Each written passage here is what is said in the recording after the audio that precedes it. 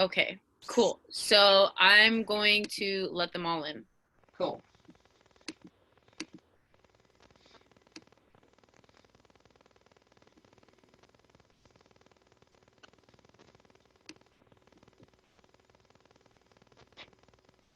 Hello, welcome everyone. Just gonna wait a few more minutes, maybe 1 minute or two to give people a chance to log in.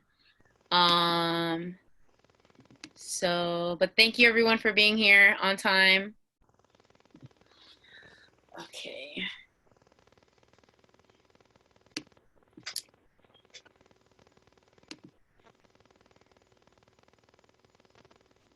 All right. Okay, let's go ahead and get started. So thank you everyone for being here today. My name is Romy. I'm from Scrum Training Institute, and today's webinar is based on the Agile Team Health Check Strategies and Tools.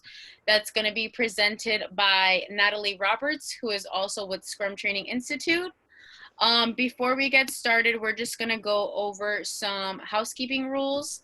If everyone could please keep their audio and mute settings off. If you have any questions, you can use the chat feature at the bottom of the screen, and we will have time for questions at the end of the webinar. So if you have any comments or questions during the presentation, you can go ahead and use the chat button. And just so everyone is aware, we are recording this webinar, and we will be submitting a link for everyone that attended to watch the material again afterwards. Okay, I think that's all from me. So Natalie, take it away.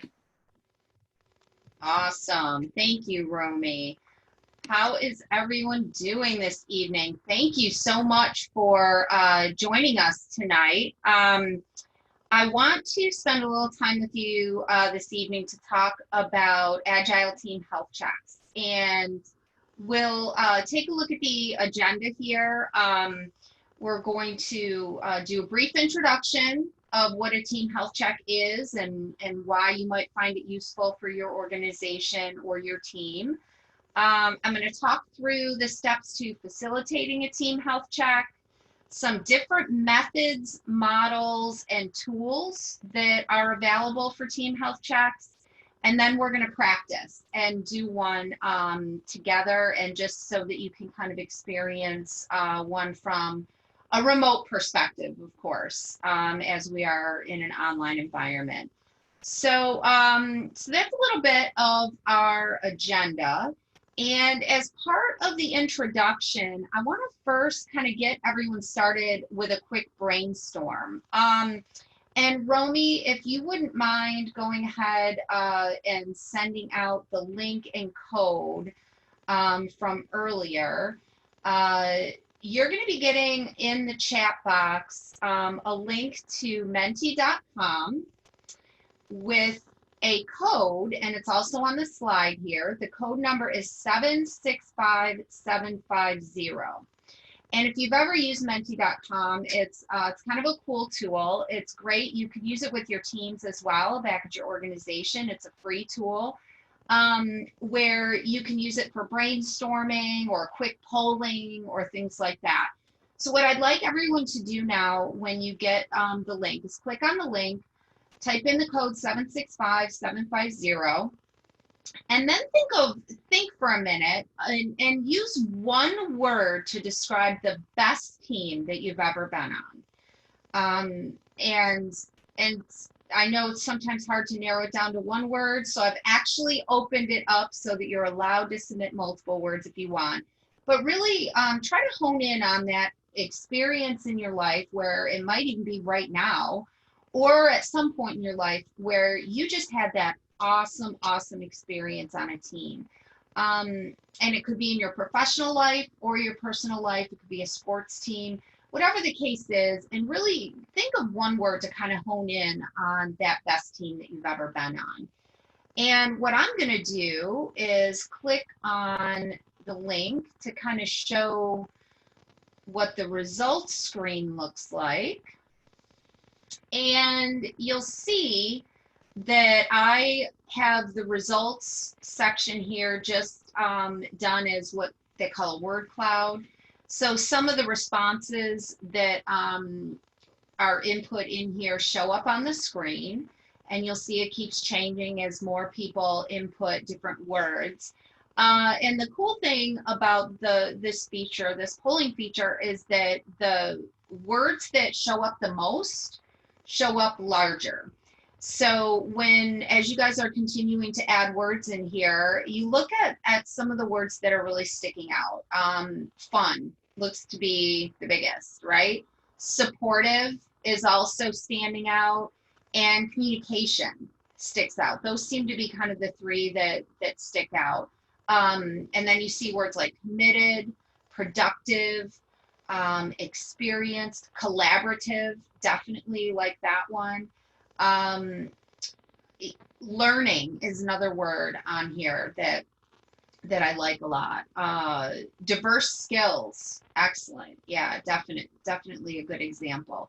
So you can kind of see that that a lot of these words that are showing up here to describe the best team that you've ever been on are not necessarily easily measured, or maybe they're typically not measured within a team environment. They might even just be things that are part of the culture or not part of the culture that you either kind of just know are there or don't know they're there.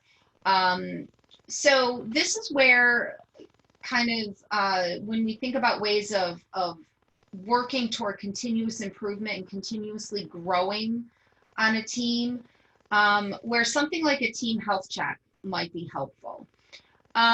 In general, a team health check is a self-assessment process for Agile teams, or any team really, who's looking to improve the way they work together to meet project outcomes. So we know that we measure performance a lot based on outcomes.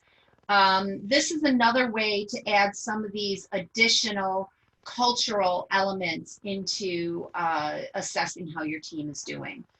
And with a team health check, you want to really track data and results over time so that the team can see growth and identify new areas for improvement. So again, this is just kind of a fun way to get started with the webinar and to get us started with understanding more about what a team health check is. How is it different from maybe your typical assessment or process or retrospective?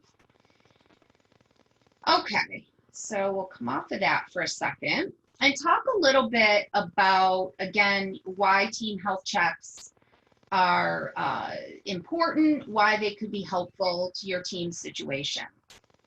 And a team health check is really one tool. This is just one example of one tool that you can use to help your team move from what we call a fixed mindset, where we're doing the best we can, but because of deadlines, because of the pace of the work that we're doing, we have no time for growth. We don't have time for the fun or the learning or the collaboration or the reflection that would normally take place in an environment where you're in what we call a growth mindset.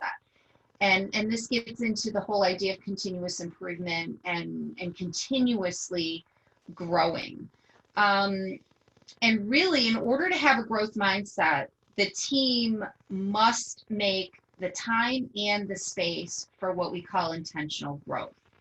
And again, time is really such a critical factor here, because again, in the way that many teams have to function these days, it doesn't always allow for that time, based on deadlines and things that need to happen and the fast pace at which we're moving through projects.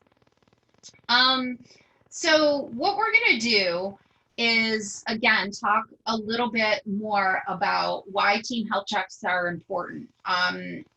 One thing I wanted to mention, in addition to encouraging continuous improvement, which is ultimately the overall goal of measuring the health of a team, There are some additional common characteristics that really need to be present for a health check to have real value.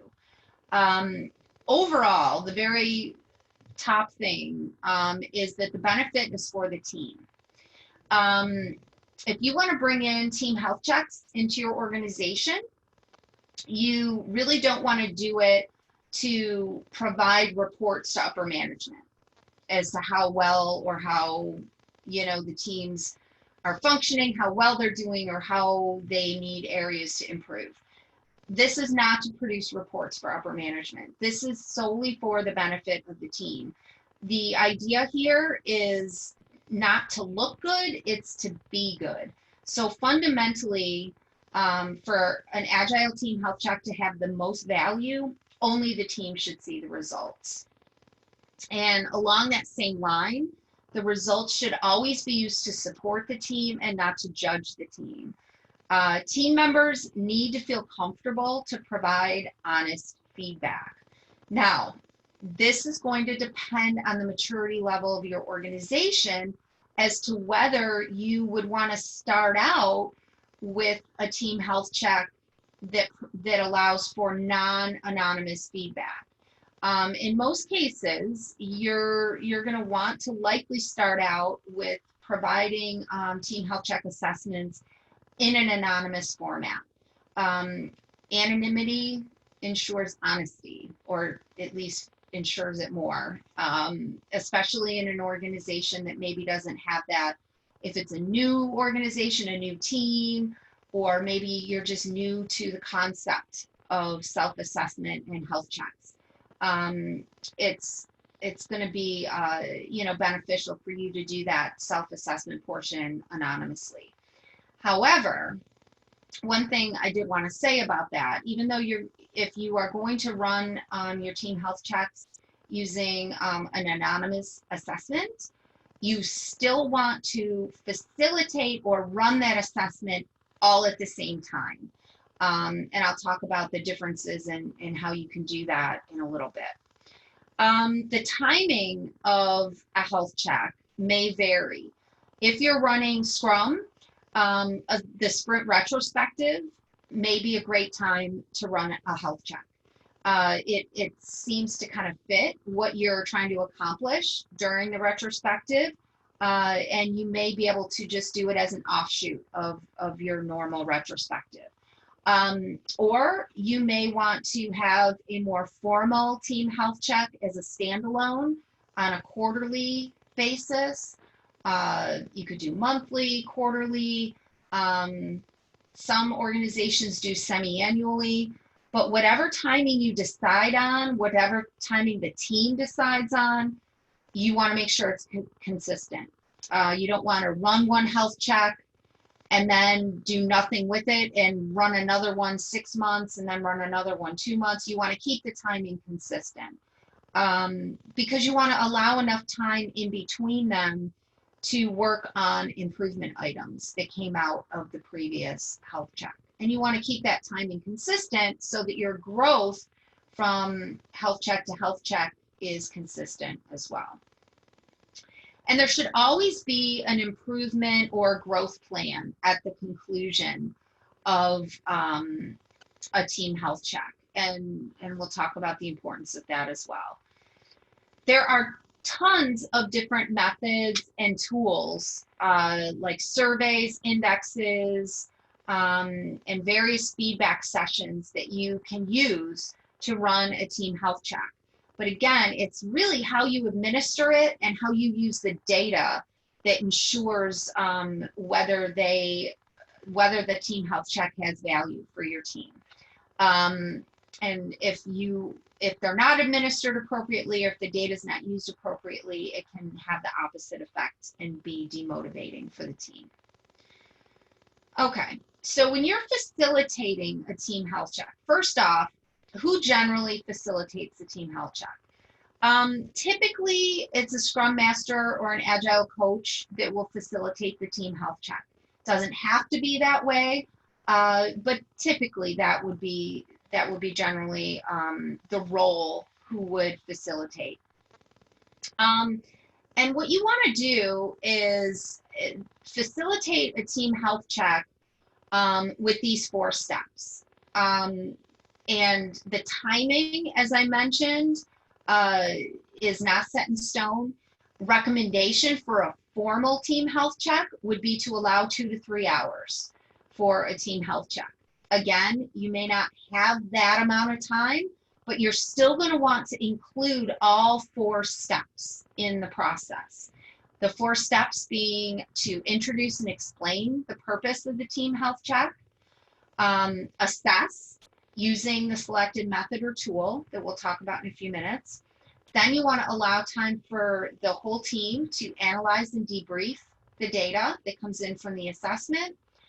And then last but certainly not least, you have to build in time for a continuous and actionable growth plan to be developed from the analysis. If you do steps 1, 2, and 3, but don't do 4, it's just not going to provide value. And same thing, you certainly don't want to assess and then jump right to the growth plan either. You have to build in that time for the team as a whole to analyze and debrief. And again, this is a team activity. If you're running Scrum, it's the whole Scrum team. It's not just the dev team, it's the Scrum team.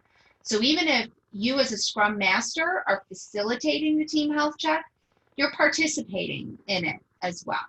And we'll talk about some ways that you can kind of walk that tightrope. So one thing I wanted to mention as well is that when you are facilitating a team health check, as I mentioned, you really want to be sure that you're doing it all together, even if you're in a distributed environment. With the tools like Zoom and different collaboration tools that are available, you're able to do it. It may take a little bit more work, but you still want to do all of this together. Okay, so now I want to take a couple minutes to talk through each of these steps in a little bit more detail. So the first step is to introduce and explain the team health check. So when you're doing that, you want to allow at least 10 to 15 minutes to do this. You want to allow for time to set the norms, review the agenda, and introduce the purpose of the team health check and the logistics. How is it going to work? Ideally, this shouldn't be the first time that the team is hearing about this. There is pre-work that needs to be done prior to the team health check, especially if your team is new to this. So you want to take time to work as a team to really have an idea of what method, model, or tool that you're going to use, have the team participate in that decision making. And then if you do a little bit of that pre-work and that pre-introduction, then this part really is very quick, about 10 to 15 minutes, maybe set norms for the meeting, and kind of get right into it. The next part is the assessment. So you want to allow 30 to 40 minutes maximum for the assessment. And truly, it is likely going to be a shorter amount of time. But depending again on the assessment tool that you've chosen to use, it may take 30 to 40 minutes. You want to administer the assessment all at one time and ideally in a co-located environment.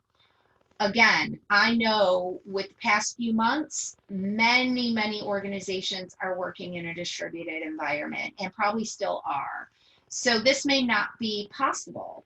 But again, there are tools available, Zoom, different collaboration tools that we'll talk about that are available that you can use to simulate as much co-location as possible. But bottom line, you want to administer it at one time. You don't want to create a situation where if you are in a distributed environment and you have to send a link to an assessment, that you want to be sure that you don't send a link to an assessment a week before the team health check and say, everybody fill this out before we get together next week. No, you want to do it all together all as part of the team health check. And the reason why is because you don't want people talking about it a week up to the meeting, and you know, you end up getting biased results that way, or people end up, you know, just really having too much interaction about the actual assessment itself versus focusing on, you know, the answers, and answering it in an honest way and providing it in a way that is just a little bit more unbiased. So administer it at one time. Make it visual and easy to understand. There's a lot of assessments out there that can really be pretty not only difficult to get through just because of the content of the assessment, but there's maybe too many questions, or the questions are too long, or there's too many answer options. You want to keep it easy to understand and ideally make it very visual. That's why 30 to 40 minutes max is really 40 is even too much. You really run the risk of the team losing interest in completing the assessment if it goes too long.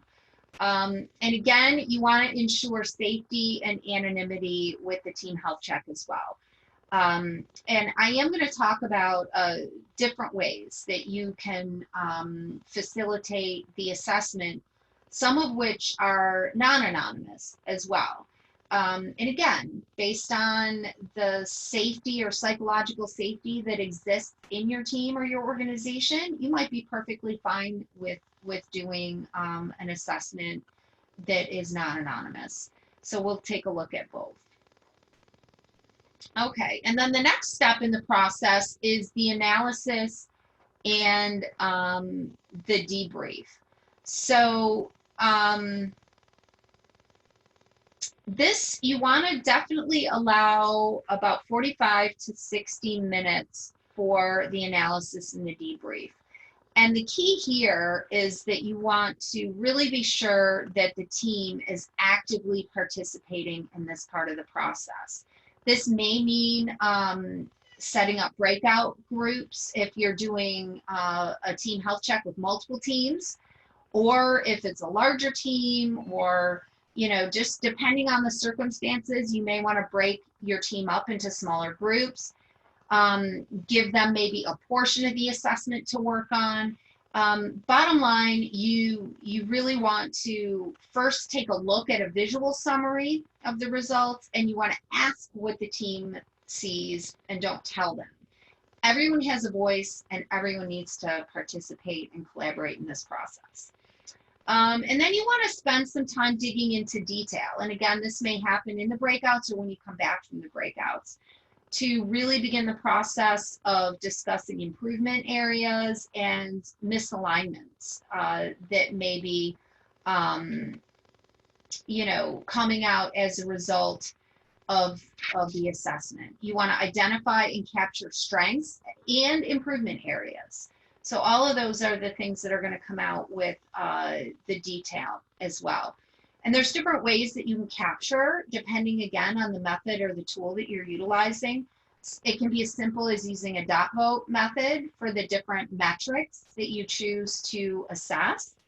Or you can utilize, you know, a whiteboard. You can utilize, again, I'm going to show you how you can use a simple Google form to capture results and to actually capture the data that comes as a result of the assessment. And that's what we're going to take a look at in a little while. And then finally, the last part of the process is to build a growth plan. And you want to allow 30 to 40 minutes for this as well. And the growth plan can be designed in a variety of ways. There's not a set or structured template for this. Again, let the team decide. It can be designed in a narrative, or it can be more structured. Maybe set it up as a Kanban board. And again, you don't want the template to be too restrictive in how you design the growth plan. However, you want it to be in a format that's actionable, that is visual, that allows people to see what the next step is in the process. You absolutely have to make time to build the growth plan. You don't want to run out of time or neglect to build the growth plan. It's such a critical component of that. Again, the Scrum Master is usually the owner of the growth plan backlog. However, it is the Scrum team as a whole that works the backlog. So you just want to be sure that, again, that the whole team is participating in that process of putting together the growth plan. It's advisable to use something like a SMART goal structure to build your actionable items.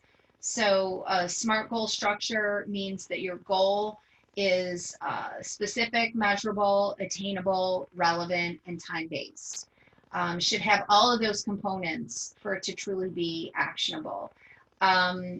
And really, writing SMART goals is not easy. I'm sure many of you on the webinar have done it before, and it definitely takes time. And it's really, once you do it consistently, you definitely get better at it, but it does take some practice.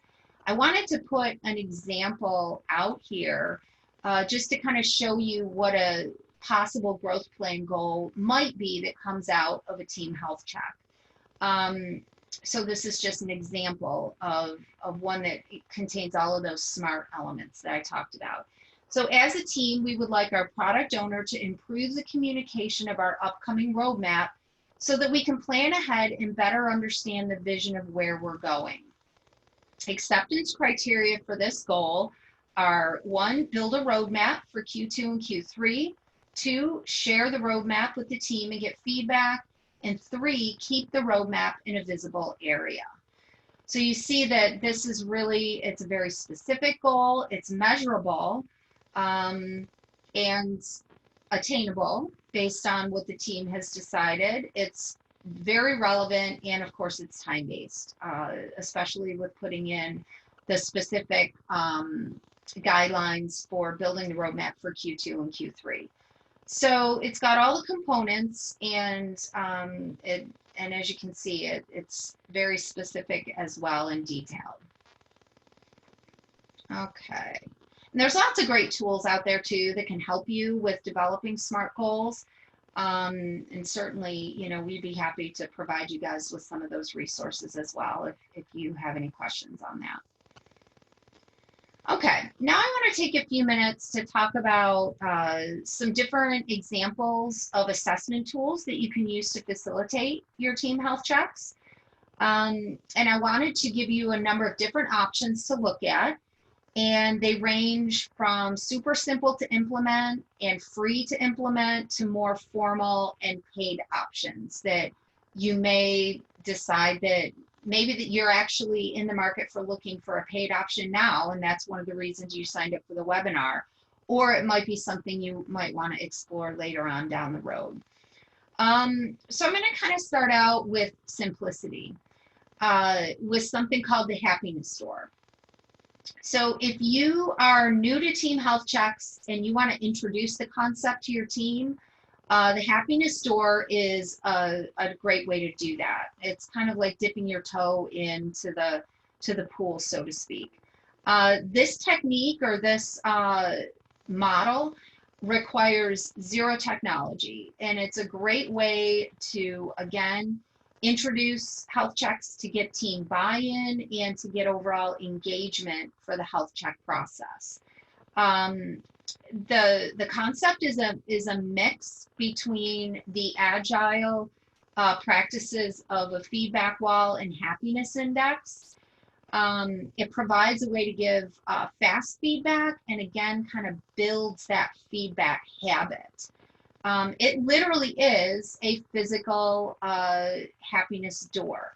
So just to give you an example of what a happiness door could look like, the one example that's shown here is a physical door where literally participants were, as part of a session or a meeting, are asked what their thoughts are on a particular topic or project. And then the participants note their feedback on a Post-it note and stick it on the happiness door. The higher up that they position the sticky note, the more positive their feedback. Now, again, you could even use more visual components to this, like emoticons or colors. Like the virtual example that I'm showing you here is in a collaboration tool called Miro, and it's basically the happiness door in a virtual format. The few differences here is that it's color coded and does have emoticons. So higher up on the board is the green happy emoji, and those that want to place their feedback up in that area stick their sticky note up near the green. Yellow is just kind of so-so. They're okay with it, but have some work to do on a few things. And then the sad or red face, sad face is at the bottom. So again, this is a great way to get your team engaged in providing feedback. This is an example of, for the most part, non-anonymous feedback, however. But if it's done in a way where you're doing it as part of maybe a training session that you had, or you had a particular project that you were working on, something that you want to give fast feedback on, this can be helpful. Feedback on the happiness door is immediately actionable. However, generally the results are not scientific and generally not designed to be tracked in a formalized growth plan. So you have a little bit of, a disadvantage with that component. However, there really is no reason why you can't track the feedback. If you decide that you want to use the happiness door over the course of maybe 3 weeks for a particular meeting that you're just starting or implementing, you could simply, take a snapshot picture of the board at the end of each session, and that's kind of a way that you can then track your growth from one meeting to the next. And that could be one way that you could build growth items as well. So again, if you're in a distributed environment, Miro.com is one tool that you can use to collaborate, not just on team health checks, but there are tons of different collaboration options for Agile and Scrum teams within Miro, tons of templates out there and things that you guys may find helpful. If you are an organization that utilizes Google Jamboard is another way that you can build in collaboration as well in a Google environment. Okay, the next one I want to talk about is called the Spotify Squad Check. Spotify is an organization that really utilizes team health checks very well, and they actually call their teams at Spotify are called squads. So when you hear me refer to a squad, that's Spotify's term for their small cross-functional and self-organizing teams. The Spotify Squad Check is set up as a workshop, similar to what I talked about earlier, and they utilize a lot of visuals in their workshop. And as I mentioned earlier, it is set up for the squad and for the stakeholders, for the people supporting the squad as well. That's how they utilize it. The ease to implement the Spotify Squad Check, it's relatively easy to implement. I say easy to intermediate because of the element I talked about earlier, where it's going to depend on the maturity of your team as to whether you implement the Spotify Squad Check in a non-anonymous or an anonymous format. The cost to implement is free, and you do not need technology for the Spotify Squad Check. As a matter of fact, it's designed at its core to be facilitated in a co-located environment. However, you can modify it to be used in a distributed environment as well. And I'll talk about how to do that. Spotify is great as an organization in that they provide so many tools just to the general Agile and Scrum communities. Their squad check is one of them. So everything that I talk about today is actually downloadable as like a kit from Spotify, and they have templates that you can download and utilize right within your organization. So, so it's a great model to take a look at possibly utilizing. So how does it work?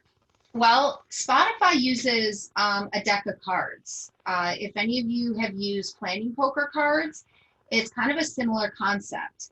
The Spotify squad check is based on visualizing what to improve, and again, is ideally done in a face-to-face workshop environment.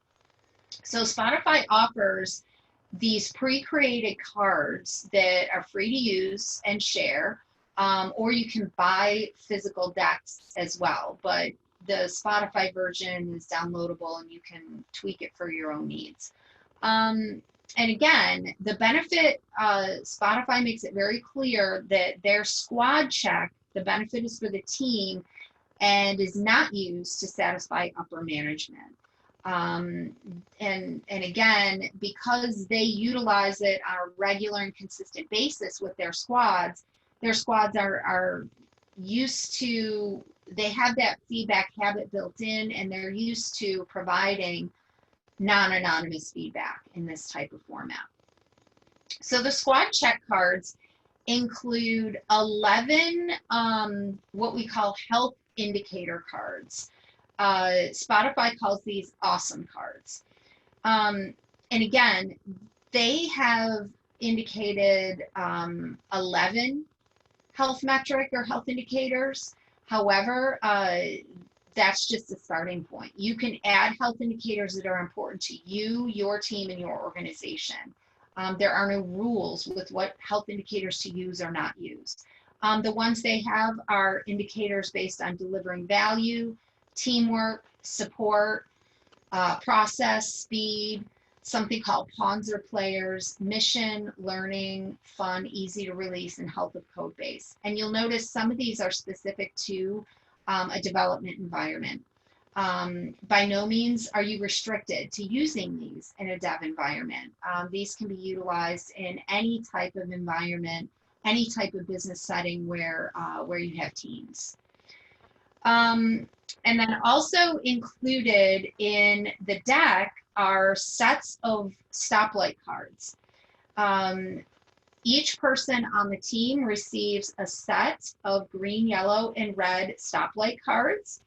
Green meaning awesome, no need for improvement, yellow meaning just so-so, and red meaning needs improvement. And what happens is the facilitator of the workshop is generally, again, the Scrum Master Agile coach.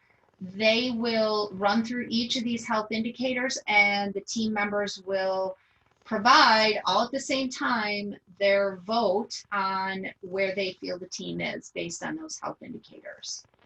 So how they run it is, again, as in a workshop setting, like I discussed earlier, where members of the squad discuss and assess their current situation based on those health indicators. They create a visual summary of the result. They analyze and discuss the data and discuss the trends and use that data to help the squads improve. And here's an example, a couple visual examples of what the Spotify squad check may look like.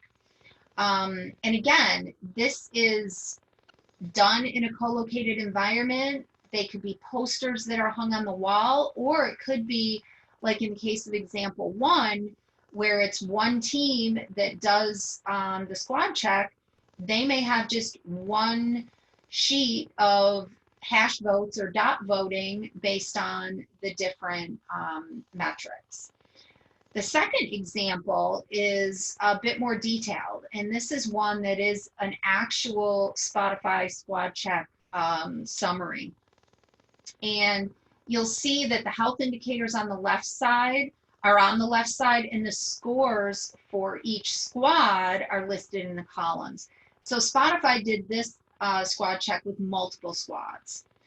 And then you'll see also that next to some of the colored circles are arrows. And Spotify utilizes the arrows to represent trending directions for each health indicator. So when you're providing, that's another element that you can add to your squad check as well, where you might be voting red on a particular health indicator, but you may feel like it's improving. So that could be red with an up arrow. And when providing a visual, just to point out again, for multiple squads or teams, you want to be sure that you're not comparing squads, right? So again, it's always for the support and the benefit of the team, not to judge. So for teams or squads with more red, the attitude should always be, what can we do to help, and not why are you guys doing so bad, or why are you worse than the other squads? So let's look at a few initial trends in this visual summary, example number 2. So when you kind of look at each column, you see differences among the squads. So you take a look at squad 4. They're happy with everything, right? They only have a couple yellows. They have almost all greens, and even their yellows have up arrows. So pretty much everything is running very smooth with squad 4. Squad 2, on the other hand, has quite a bit of red, a few yellow, and only one green. I think it's so funny that green is, you know, they voted green, that fun was in the green zone for them, but everything else was in yellow and red. But one thing that's interesting when you look at this is that even though they have yellow and red, all their arrows are trending up. So that shows that most things are improving, right? And again, that's what we're striving for, continuous improvement. So this is, again, a way where you can quickly see where a squad is based on that graphic. And then when you look at the overall graphic, just noticing too in general that these squads are all trending up. There's only a couple down arrows on the whole chart. So the improvement process in general seems to really be working for these squads, which is great. So we're going to talk a little bit more about the Spotify model later when we do our practice assessment. Another metric that I want to mention very quickly is one called Agility Health. This is a model that is more on the intermediate to complex side and is what is considered a paid subscription model. And you do have to have technology to run this model. It's a formal retrospective that's led by a certified Agility Health facilitator. And the results that come out of the assessment are displayed as what's called a team health radar. And again, this is where if you're a very mature organization, or you're maybe a large organization that's looking for a way to consistently measure team health across teams, across an entire organization, something like Agility Health might fit your needs. But it is relatively complex to get started with, and generally you would want to designate a Scrum Master, Agile coach, or multiple Scrum Masters and coaches to become what are called Agility Health facilitators, to facilitate the formal, what they call team health retrospective. Agility Health recommends retrospectives once per quarter, and the facilitator role is to not only help facilitate the process, but to really dig into the analysis and the growth components of the process and really help to guide the team in better understanding assessment data and how to improve ongoing. So some of the things that are measured as part of the Agility Health Assessment are um, things centered around leadership, culture, foundation, clarity, and performance. And then there are subdomains or dimensions within each of those items as well. And the assessment, this is one of the longer assessments that I was mentioning earlier, that generally there's about 50 to 60 questions on an agility health assessment. It is done online and it does take generally 30 to 40 minutes to complete the assessment. The results are shown in this radar format, which again, colorful, visual, there's summary level and detail radars that you have available to you as well. Okay, so what we're going to do now, we have just enough time, and I know I feel like I'm kind of rushing through a lot of this content, but I want to give you guys time to actually experience a team health check. So what we're going to do now is we're going to try a hands-on health check using the Spotify model in a distributed platform. So if you're working in distributed teams, this is one way that you can implement the Spotify model remotely. It's also a way that you can use those health indicators in an anonymous format. Okay, so it's a way to kind of tweak that model that Spotify uses and utilize it in a slightly different way. So what I did was actually created an assessment using Google Forms, and I'm going to have each of you actually take that assessment, and then we'll take a look at results and kind of give you an idea of how you can begin that process of analyzing the results. So what we're going to do, I'm going to stop sharing a moment.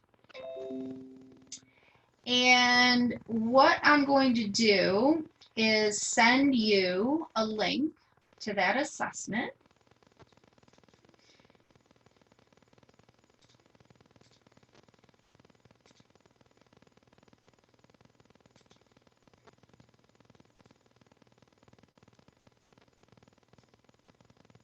And you guys should all have the link to that assessment in your chat now. So once you go ahead and launch that survey, I want you to answer the health indicator questions based on your feelings about your own team back in your organization. So this may be, again, a team that you're on right now, or it could be a team that you've worked on in the past. Keep in mind, this is not going to provide the same kind of data or scientific results that you may get with doing this with your own team. But it gives you a chance to kind of try it out, and we'll look at the results together. So I'll give you guys about 3 to 5 minutes to do that.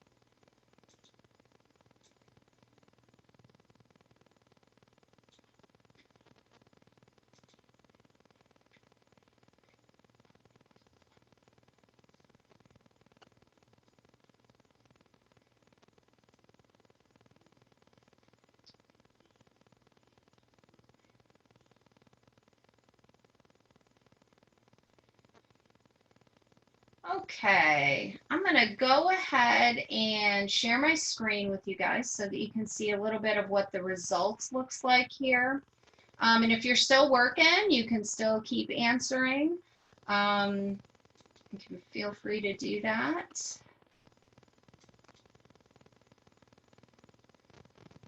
Okay, so for those of you that are familiar with Google Forms at all, generally the responses will come back in a Google Sheet, and then you can, from there, create charts to show the data and to show the results. So all that I did here is for each question, for each metric, I created a bar chart of the results. And what I tried to do was create it in a way that was visual and easy to understand. So I color coded it according to the way that the questions were, where you had the green, yellow, and the red emojis. And what I also did was added a counter in each barcode so that you could quickly see the number of responses for each. So as you'll notice, this response chart includes responses from a number of different webinars. So it's not just you guys that answered these questions, but I kind of did that on purpose because I like to really kind of get a gauge over the course of a number of different webinars and classes as to generally how people feel about these metrics based on their teams. So it's kind of interesting, some of the results that come back. And when you can quickly visualize and see the results, you can pick up on some trends and some misalignments and things that maybe a team would potentially need to address. So just in looking through these, first off, I think it's awesome that in all the webinars and classes that I've given this assessment, that fun is always rated really high, which is great. Along with it being, if it's not in the green, it's in the yellow. So that's definitely a good sign. Learning also is high up there. In mission is definitely a strength area as well. So one of the areas when I talk about misalignment, and for those of you that are in a tech environment and you work a lot with code, if you look at the health of code base, this is an example of a metric where you can kind of take away a couple different things with this. First of all, you've got, in this particular situation, 19 responses in the green, 34 in the yellow, and 10 in the red. So when you look at responses that are generally kind of close in the green and the red, that's a misalignment area. So there might be definitely an area of concern there where, you know, let's just say for sake of a very large team, if we've got a super big team and 10 people feel that the health of the code base is not healthy and their technical debt is raging out of control, while 19 feel that it's clean, easy to read, and is really awesome, then that's a misalignment. So something is not quite right there. And that's an area to really dig deeper and analyze. On the same token, a large number are in the yellow, which feel, we definitely have some technical debt, but overall it's not too bad. So this is, again, an area where you really want to dig a little deeper. Maybe people's perception of healthy code is differing between or amongst team members. So you want to maybe take a look at that. Pawns or players, this is always another one that a potential misalignment area. Pawns or players is a metric that really determines whether the team is in control of its own destiny. Does the team have, are they empowered to make decisions themselves? Or are they, for lack of a better explanation, are they just pawns in a game of chess with no influence? Are they consistently being told what to do versus being empowered to decide on the best solution and way to move forward. So this is another area where you have a little bit of misalignment. 17 responses feel absolutely they're completely in control of their own destiny, where 12 do not. They feel that they are definitely pawns in a game of chess, and are lacking that ability to have influence. And a good portion also feel that they're in control some of the time, but it's not consistent. And remember, for continuous improvement, consistency is key, not just when it's convenient. Okay, so that's an area where a team might be able to analyze and dig in a little deeper. So this just gives you an idea of where you can visualize very quickly where your team may be at using really a relatively simple tool, just creating a form in Google and putting a visual to the results that you get. And it's just, again, one way to utilize a method or a model that's out there, but making it kind of fit for your environment if you're in a distributed environment. And of course, like I mentioned, these metrics are by no means the only metrics out there. You're going to have metrics that are specific to your organization. It's really just kind of utilizing the skeleton of this method or model to build in the pieces that you need. Okay, so in summary, just as we're kind of finishing up here, because I definitely want to leave a couple minutes for questions. When running a team health check, be clear with your motives. Okay, remember, it's used to support and it's for the team, not to satisfy upper management. So be clear with your motives. Try to gather your data face-to-face and together. And again, if you can't be face-to-face co-located, be face-to-face on Zoom or whatever tool you're using, but be face-to-face. Involve the team in how the model is implemented. Again, that's part of that kind of that pre-work before the actual team health check happens. Find a simple way to visualize the data. Again, don't compare teams or judge, and follow up on growth items and track improvement. It's going to be the best way to really ensure that you're on that path toward continuous improvement, and of course to keep your teams motivated to continue in that feedback process. Okay, questions, and I have just a couple minutes, so I would love to answer any questions. And Romy, do we have any in the chat? Yes, we actually had one from, the first one we had was from Laklam. He said, who should and should not be in the workshop? Okay, great question. Generally, this workshop is going to be for the Scrum team. So, you could potentially run it for just the dev team, but Scrum Master, dev team, product owner, absolutely. And you may even, depending on the circumstances, include key stakeholders in it as well. Good question. Does anybody else have any questions? He says, what about the manager? To follow up his original question.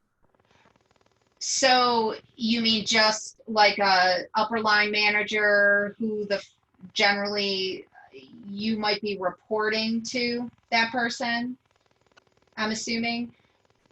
Generally, no. They shouldn't be part of the process. They can be if the team decides that they want them to be part of the process. But generally, if it's designed to be supporting the team itself. And again, really the team ultimately is the one that really should be the only one seeing the results of it as well.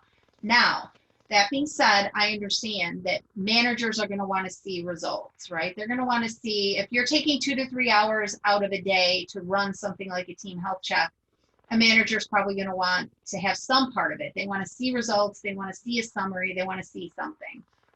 So that's where the Scrum Master and the Agile coach really plays a key role, to kind of be that person that works with the manager on that and provides maybe a summary level of the results, or maybe just kind of helps to coach them through the process and what the real goal is for a health check in and of itself.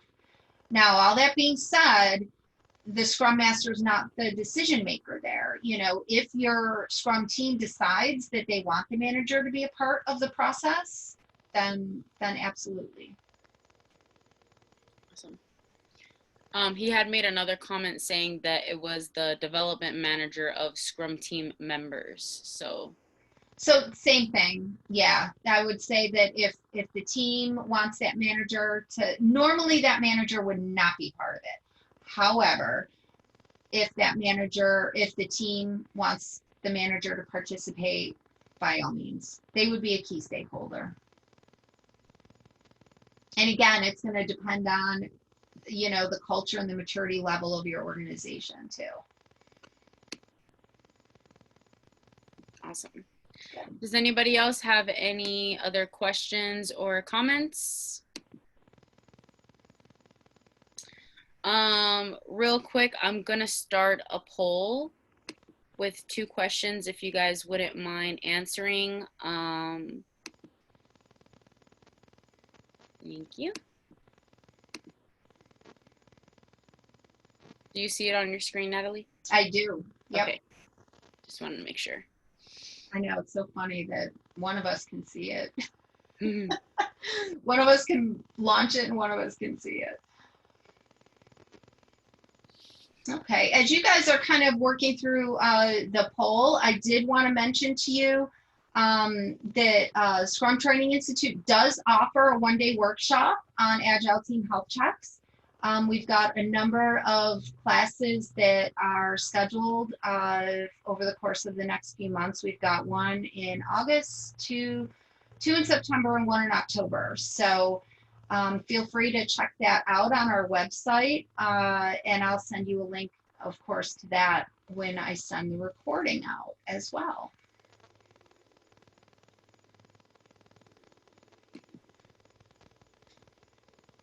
Alrighty, I'm gonna go ahead and end the poll now. Okay, awesome.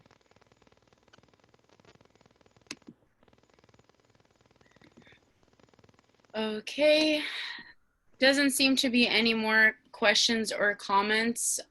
So we have, well, we went over by a few minutes, but I just wanted to thank everyone for being here today and being part of the presentation. Like I stated in the beginning, we will be sending out an email link to this video. It's going to be posted on YouTube if you guys want to review the information again, or look back at the tools that were used during the presentation.